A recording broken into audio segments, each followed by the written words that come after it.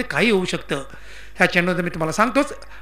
ठाकूरराव गोलंदाज खोल टप्प्याचा चेंडू लॉफ्ट केलाय मिड ऑफच्या डोक्यावरून चेंडू सीमा पार जाणार यात काही शंका नाही.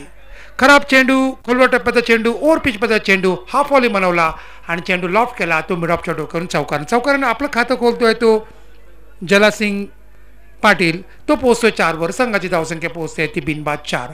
मी आत्ताच म्हणालो होतो की ज्या पद्धतीची सुरुवात पाहिजे त्याचीच री पहिल्या चेंडूवर उडली आहे. पहिल्या चेंडूवर खणखणीत देखणा विश्वसनीय असा चौकार.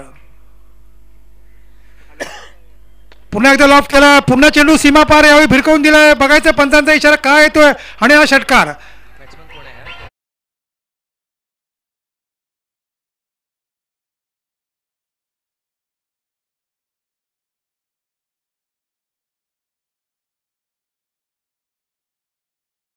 खणखणीत असा एक चांगला सामना बघायला मिळणार आहे.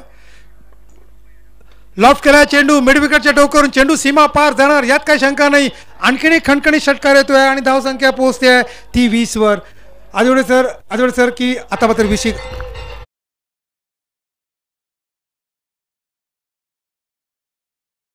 प्रतिबंध आला या चेंडू तुम्हाला मी सांगतो. मधल्या चेंडू पुन्हा ते लॉफ्ट केला तो मिड ऑनच्या डोक्यावरून चेंडू सरळ जातोय तो लॉंग ऑन सीमारेषे बाहेर आणि हा चौकार. सुरेख देखणा खणखणीत असा चौकार.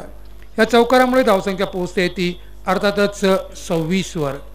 जलासिंग पावर मार्गवती गोलंदाज अमोल मात्र या ठिकाणी आपल्या चेंडूचा मोल करणार का जबरदस्त चेंडू आहे. यॉर्कर पद्धतीचा चेंडू होता खोलवर टप्प्याचा चेंडू होता. फलंदाज मात्र या ठिकाणी याच्यावरती दुहेरी धाव घेतो. यॉर्कर वर